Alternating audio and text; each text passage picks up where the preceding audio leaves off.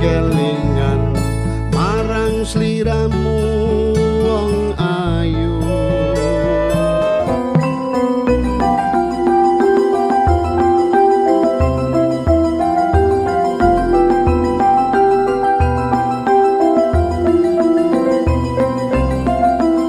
Balada makhluk hidup. Hidup kita ini menderita. Setiap makhluk mengalami banyak sekali kehidupan, mengalami kehidupan yang berulang-ulang, lahir dan mati berulang-ulang. Dan tidak semua kehidupannya adalah kehidupan yang selalu bahagia. Sehingga secara rata-rata hidupnya adalah menderita karena adanya perubahan yang selalu terjadi. Kehidupan manusia juga demikian. Tidak selalu mengalami kebahagiaan. Pada masa-masa tertentu manusia mengalami penderitaan. Kebahagiaan dan penderitaan itu tidak selamanya, juga tidak stabil. Disebut penderitaan dan kebahagiaan indrawi, tidak kekal, selalu mengalami perubahan. Karena selalu ada perubahan itulah maka makhluk itu kehidupannya menderita atau dukkha. Segala sesuatu selalu berubah. Perubahan itu kekal adanya. Yang kekal adalah perubahan atau anicca. Anicca adalah salah satu dari hukum alam yang berlaku, yang tidak bisa dirubah dengan cara apapun. Dukkha atau penderitaan yang berhubungan dengan anicca yang menimpa kepada makhluk dan manusia yang belum tercerahkan, adalah juga hukum alam. Karena segala sesuatu berubah, maka tidak ada yang merupakan inti, entitas, aku atau roh, disebut anatta. Segala sesuatu atau fenomena itu merupakan gabungan dari unsur-unsur yang lebih kecil, yang selalu berubah. Entitas, roh dan aku itu adalah merupakan kebenaran konvensional, adalah kebenaran yang tanpa sadar disepakati secara umum untuk memudahkan komunikasi. Di dunia ini setiap saat semuanya berubah. Katakanlah tiap detik terjadi perubahan sekian miliar kali. Kita tidak bisa menyaksikan perubahan sudah terjadi karena saking kecilnya perubahan. Pada benda-benda yang sangat keras perubahan tersebut baru bisa diketahui mungkin setelah sekian ribu tahun, juta tahun atau bahkan lebih. Tujuan hidup makhluk-makhluk termasuk kita manusia adalah mengakhiri dukkha. Dukkha bisa timbul karena adanya nafsu indrawi disebut tanha, yang tidak ada habis-habisnya, yang tidak bisa selalu dipenuhi, sehingga menimbulkan penderitaan. Penderitaan timbul karena tanha belum mampu dilenyapkan, diseimbangkan, atau dikendalikan. Tanha yang tidak diarahkan dengan baik dan benar akan menjadi kotoran batin, disebut kilesa. Kilesa timbul meliputi 3 hal yaitu, keserakahan disebut loba, kebencian disebut dosa, dan kebodohan atau delusi disebut moha. Loba dapat menimbulkan perbuatan mencuri, menipu, korupsi, dan lain-lain. Dosa dapat menimbulkan dendam, kemarahan, berseteru, mencelakai, memfitnah, dan lain-lain. Sedangkan moha adalah tidak tahu atau tidak mampu membedakan mana yang benar, mana yang salah, mana yang baik, dan mana yang buruk. Membunuh makhluk hidup, mencuri, berzina, berbohong, dan mabuk-mabukan bisa terjadi karena adanya salah satu atau lebih dari adanya loba, dosa, dan moha. Makhluk-makhluk termasuk kita manusia yang hidupnya menderita itu penderitaannya tidak akan pernah berakhir jika tidak tahu bagaimana cara mengakhirinya. Penderitaannya tidak akan berakhir sebab setelah meninggal akan terlahir kembali di alam kehidupan yang baru. Karena harus bertanggung jawab. Masalah yang belum selesai harus dipertanggungjawabkan atau diselesaikan di kehidupan berikutnya. Demikian seterusnya. Berlaku hukum sebab akibat atau hukum tabur tuai atau hukum karma yang merupakan hukum alam juga. Secara garis besar ada 31 alam kehidupan, meliputi alam penderitaan dan alam kebahagiaan. Kecuali alam manusia yang merupakan alam penderitaan sekaligus alam kebahagiaan, tergantung bagaimana manusia yang bersangkutan mampu bersikap sampai mampu mengatasinya, mampu meraih jalan keluarnya, atau telah berhasil merealisasi nibbana, yaitu berhasil merealisasi pencerahan sempurna. 31 alam kehidupan itu meliputi 4 alam kemerosotan disebut apaya bumi, 1 alam manusia disebut manusa bumi, 6 alam surga atau 6 alam dewa disebut deva bumi, 16 alam Brahma berbentuk disebut rupa bumi dan 4 alam Brahma tanpa bentuk disebut arupa bumi. Tugas makhluk-makhluk dan manusia adalah menembus jalan keluar yang disebut tadi, yaitu mengakhiri dukkha, dengan cara mengendalikan yaitu mengarahkan dengan baik tanha, sehingga kilesa dapat dihancurkan, menggantikannya dengan kebahagiaan sejati, yang diawali dengan banyak berbuat baik, mengurangi perbuatan jahat, dan mensucikan hati dan pikiran. 3 hal ini memang tidak mudah dilakukan, memerlukan kemauan keras, semangat, dan latihan yang benar, baik, tekun, dan berkesinambungan. Perlu mengedepankan perihal dana, sila, samadhi, dan pana atau kebijaksanaan.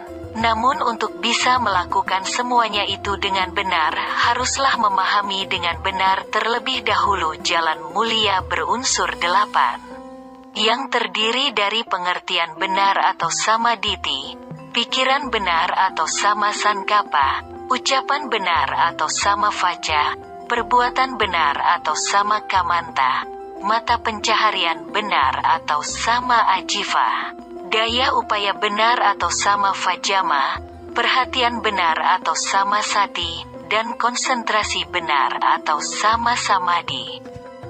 Apakah benar kebahagiaan sejati itu bisa tercipta dengan cara mengendalikan hawa nafsu keinginan atau tanha yang menggebu-gebu? Benar saudara, orang awam disebut putujana awalnya sulit memahaminya. Tapi coba renungkan apakah tanha yang menginginkan kesenangan tapi tidak terpenuhi, dan jika terpenuhi pun akan berakhir, apakah itu kebahagiaan yang sejati? Adalah merupakan kesunyataan bahwa kalau batin kita selalu dalam keadaan seimbang yang disebut upekha, maka kebahagiaan terrealisasi, tidak diperbudak oleh tanha yang menggebu-gebu, tidak terpengaruh oleh kondisi yang tidak menyenangkan maupun tidak terlalu terpengaruh oleh kondisi yang menggembirakan. Kebahagiaan itu adanya di dalam diri sendiri, bukan karena kondisi yang ada di luar diri. Jadi sekarang jelas, mengakhiri dukkha menggantinya dengan kebahagiaan itu bukan berarti mencari kebahagiaan indrawi yang sambung menyambung tanpa henti. Karena tidak mungkin bisa terwujud, karena setiap fenomena itu setiap saat berubah. Tetapi menggantinya dengan kebahagiaan yang sejati, yaitu bagaimana bisa manage tanha untuk mengurangi sedikit demi sedikit kotoran batin atau kilesa, yang pada akhirnya akan bisa dihancur leburkan tanpa sisa. Dengan cara mempraktekkan jalan mulia berunsur 8, di mana yang paling krusial adalah unsur yang ke-8 yaitu konsentrasi benar, yaitu melatih samadhi atau meditasi. Mari kita melatih meditasi diawali dengan anapanasati bhavana, atau meditasi mengamati keluar masuknya nafas dengan perhatian penuh, yaitu menggunakan sati, yang dibarengi dengan pana atau kebijaksanaan. Cara meditasi yang dilakukan dengan semangat dan usaha yang tinggi, hendaknya dilakukan secara bijaksana. Kalau pikiran kita dalam memperhatikan keluar masuknya nafas telah terlepas dan lari kemana-mana, maka kembalikan perhatian itu ke nafas kembali secara bijaksana. Artinya dengan cara serius tapi santai, jangan tegang, jangan menggebu-gebu, karena itu artinya ada kilesa. Memperhatikan keluar masuknya nafas itu dimaksudkan untuk melatih pikiran untuk bisa fokus kepada keadaan yang terjadi pada saat ini. Hal-hal yang sekarang dikerjakan hendaknya dikerjakan dengan baik, dengan penuh perhatian, agar hasilnya juga baik. Pikiran jangan memikirkan hal-hal yang sudah berlalu yang menimbulkan penyesalan dan kekecewaan, ataupun memikirkan hal-hal yang akan datang, yang belum terjadi, yang dapat menimbulkan kekhawatiran. Pikiran yang kecewa, yang menyesal, dan yang khawatir tersebut adalah kilesa yang selama ini kita upayakan untuk tidak berkembang, berangsur-angsur berkurang, dan akhirnya hancur lebur tanpa sisa. Kita hendaknya tidak melekat juga dengan perhatian kepada keadaan yang terjadi pada saat ini.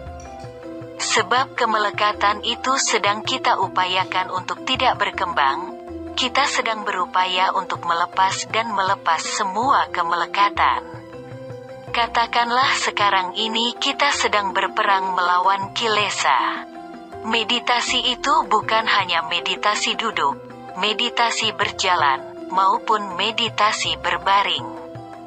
Meditasi bisa juga dilakukan ketika kita sedang beraktivitas seperti ketika kita sedang makan, sedang bekerja, dan sebagainya, yaitu dengan menyadari setiap saat yang sedang kita lakukan.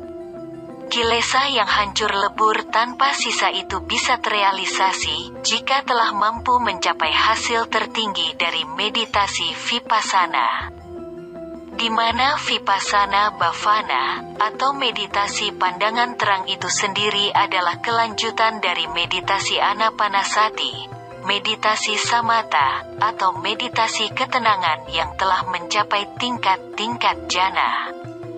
Objek pengamatan untuk disadari dan dipahami pada meditasi vipassana adalah batin dan jasmani yang terkait dengan anicca, dukkha dan anatta, meliputi kaya nupassana, pengamatan pada tubuh, vedana nupassana, pengamatan terhadap perasaan, citta nupassana, pengamatan pikiran, dan dhamma nupassana, meliputi perenungan terhadap pancahanda, 6 landasan indera, 7 faktor pencerahan, dan 4 kebenaran mulia. Hasil tertinggi dari vipassana bhavana atau meditasi vipassana adalah merealisasi pencerahan sempurna, merealisasi nibbana, merealisasi kebahagiaan atau kedamaian abadi, yang merupakan tujuan hidup semua makhluk, yaitu telah padam, yang tidak akan terlahir kembali di alam kehidupan manapun. Demikianlah video ini yang berjudul Balada Makhluk Hidup. Semoga bermanfaat. Sampai bertemu kembali di video lain di channel ini, yang menyampaikan pengetahuan yang benar, yang ditambah dengan bonus video menarik. Dengan harapan selain bermanfaat mudah-mudahan menarik untuk ditonton. Anda bisa menemukan channel ini di YouTube dengan nama Hermanu Hadi. Kepada Anda penonton video ini disampaikan banyak terima kasih. Semoga Anda sehat, berumur panjang, berbahagia, gemar berbuat kebajikan dan bersemangat menjalani hidup dengan hati yang damai. Wassalam.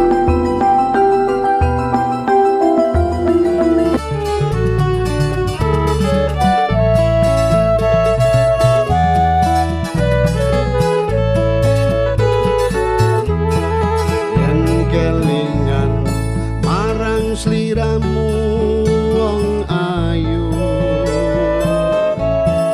kaya rinu cetru ning atiku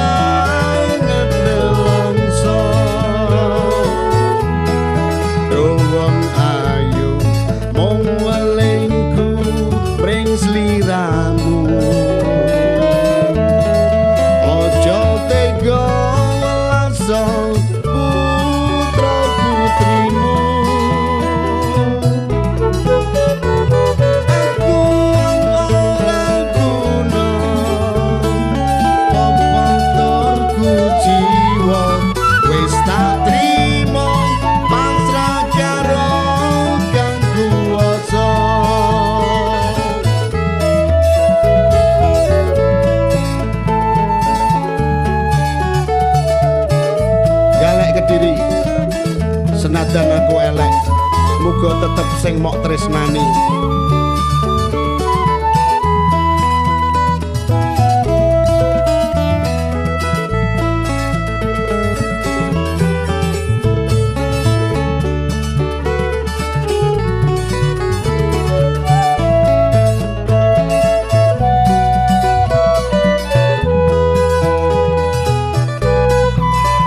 Semono sliramu nate prasetyo ungan susah dilakoni kanthi lilo mulau aku ngira yen sliramu citra tinggal krowong pilih karo priya liya.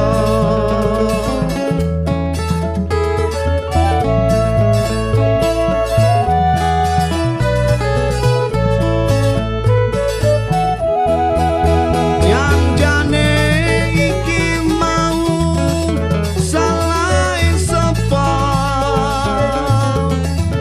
kok nganti sliramu megatake tresno